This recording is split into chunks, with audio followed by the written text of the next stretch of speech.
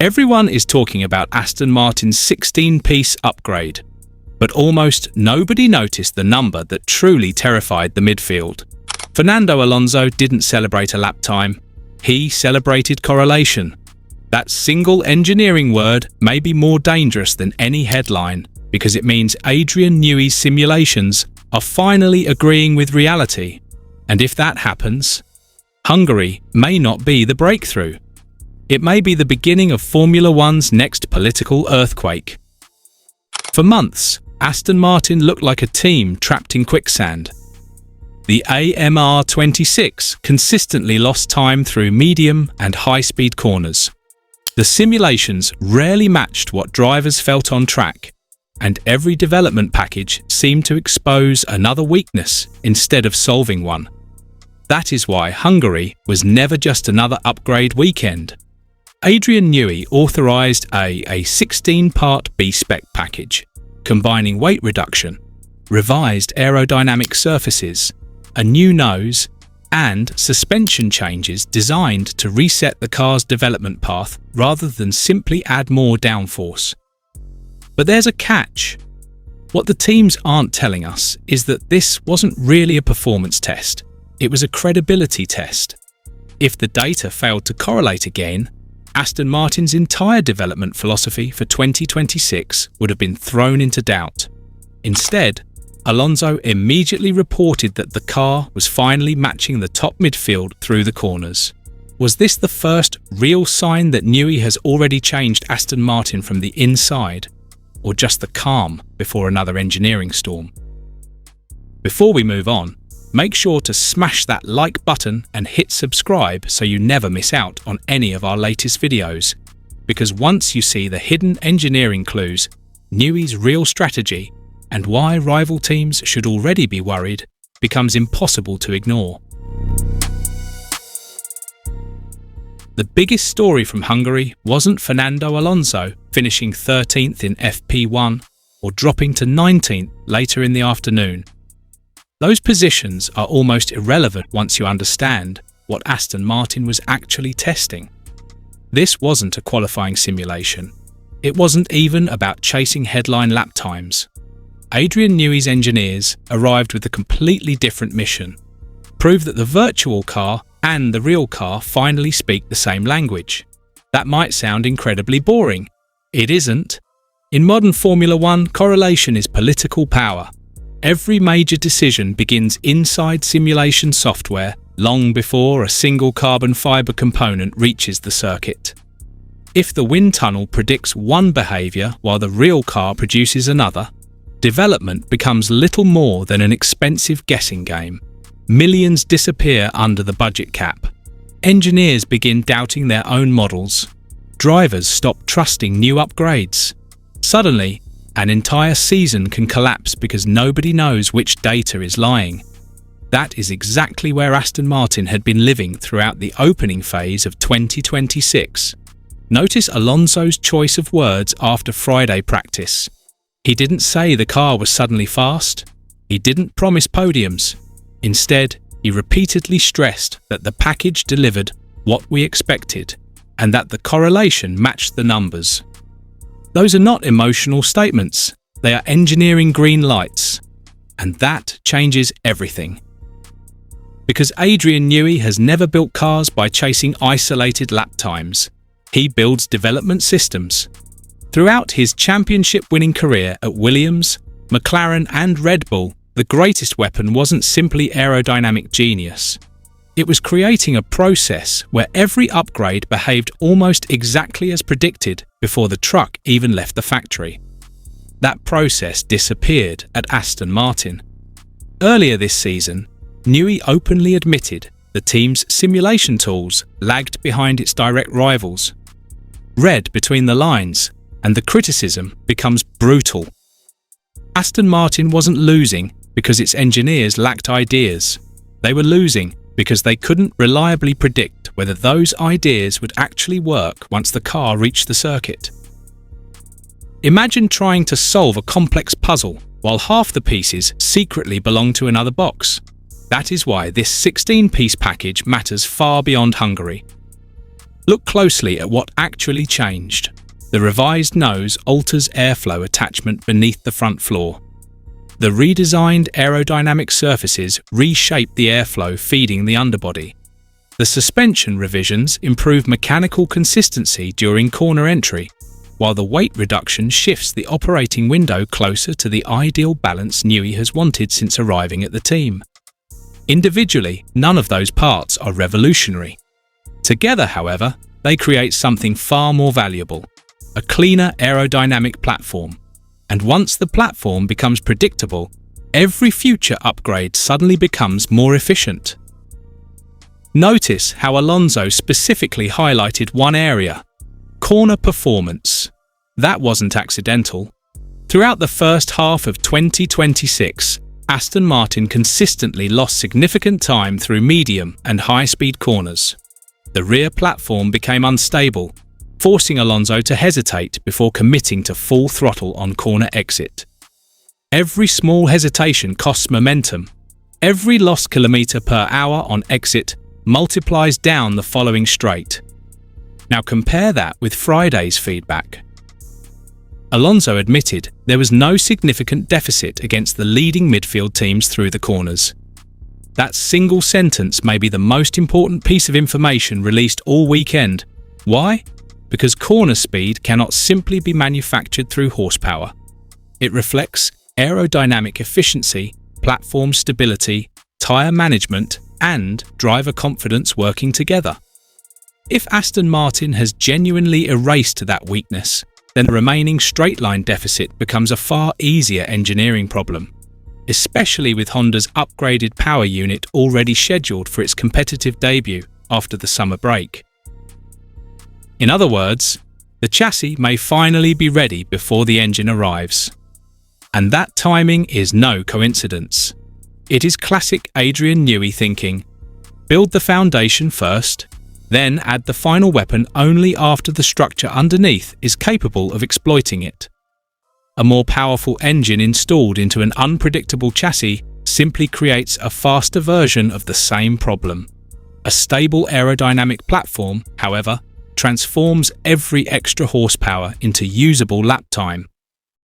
That is a very different philosophy from several midfield rivals, who have spent much of 2026 chasing isolated gains with smaller upgrades while leaving their overall development direction largely unchanged.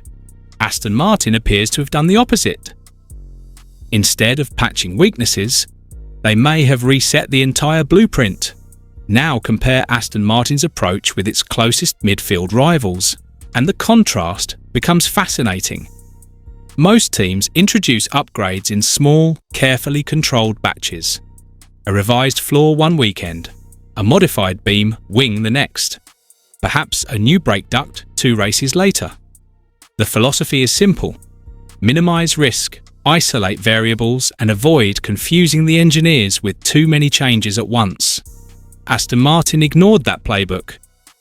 Instead, Newey approved a 16-component overhaul that fundamentally changed the aerodynamic philosophy of the AMR26.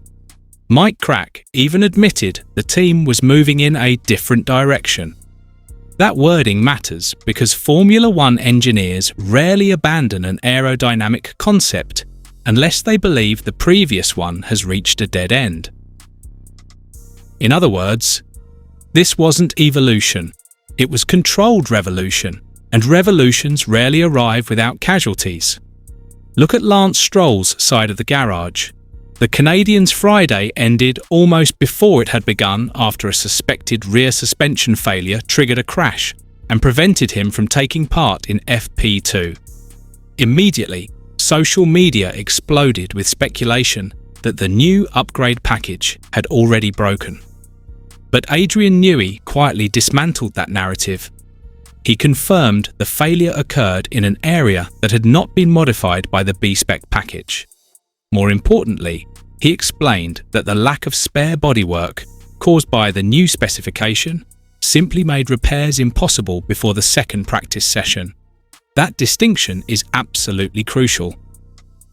If the upgraded components themselves had failed, confidence inside the factory would have taken a serious hit.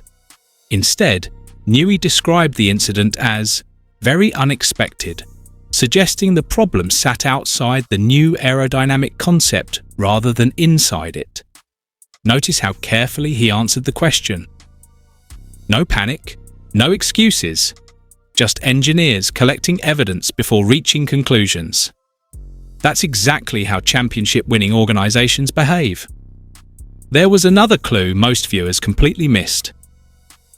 During FP1, Alonso was repeatedly instructed over team radio to avoid attacking the curbs. At first glance, that sounded like concern over reliability after Stroll's accident. It wasn't. Newey later revealed the real reason. The team was gathering pure aerodynamic correlation data. Curbs introduce unpredictable vertical movement, changing ride height and temporarily disturbing airflow beneath the floor. For an ordinary race weekend, that isn't a major concern. But when validating an entirely new aerodynamic package, every unnecessary variable corrupts the data engineers desperately need. Think of it like trying to measure a heartbeat during an earthquake. The cleaner the test conditions, the more valuable the information becomes. That tiny radio message tells us Aston Martin valued engineering accuracy more than extracting one impressive practice lap. Again, this wasn't about Friday's classification. It was about building confidence for every race still to come. Then came the second issue. Alonso reported engine vibrations down the main straight, an uncomfortable reminder of the oscillation problems that haunted Aston Martin and Honda earlier in the season. For a moment, alarm bells started ringing. Had the old weakness returned? Not quite. Honda immediately launched an investigation, while Aston Martin adjusted the setup between sessions. By FP2, Alonso confirmed the vibrations had been largely eliminated and insisted there were no concerns for tomorrow. That response matters politically as much as technically. Instead of hiding the issue, Aston Martin acknowledged it, fixed it within hours, and moved forward. That level of responsiveness demonstrates something the team often lacked earlier this season: operational confidence. And remember, this isn't even the final version of the package. Honda's upgraded power unit is expected to arrive after the summer break, with further aerodynamic components already planned for Zandvoort and Baku. Suddenly, Hungary no longer looks like a one-off gamble. It looks like phase one of a much larger campaign. A campaign designed not simply to escape the back of the grid, but to rebuild Aston Martin into the kind of technically disciplined organisation Adrian Newey has spent decades creating wherever he goes. And this is where the story stops being about Aston Martin alone, because every meaningful gain by Aston Martin creates pressure elsewhere on the grid. The first team that should be paying very close attention is Cadillac. For much of the 2026 season, Aston Martin found itself in an uncomfortable position, often looking over its shoulder rather than ahead. The team that had invested billions in a state-of-the-art factory, recruited Adrian Newey, and secured Honda's future partnership was spending weekends fighting cars it never expected to battle. That was more than embarrassing. It damaged perception. Formula One is as much a political championship as it is a sporting one. Sponsors watch results. Future engineers watch momentum. Potential drivers watch whether a project is climbing or collapsing. Every disappointing weekend quietly chips away at belief inside and outside the factory. Hungary may have interrupted that narrative, not because Aston Martin suddenly became a top 4 team, but because, for the first time this season, respected rivals began acknowledging the threat. Sergio Perez admitted Aston Martin looked very strong on Friday and suggested their race pace could make them difficult to beat over the weekend. Statements like that carry weight. Drivers spend hours studying sector times, GPS traces, and race simulations. They often recognise genuine performance before television audiences do. If experienced competitors begin talking about Aston Martin differently, it usually means the data is already telling its own story. Now, add another piece to the puzzle. Mike Crack repeatedly warned that the team would not unlock the package's full potential immediately. He openly admitted that ride height optimization, rake settings and setup understanding would require several race weekends before engineers fully understood the new operating window. Read between those lines. If Friday already showed Aston Martin matching the top midfield through the corners before optimization, what happens after 3 or 4 race weekends of refinement?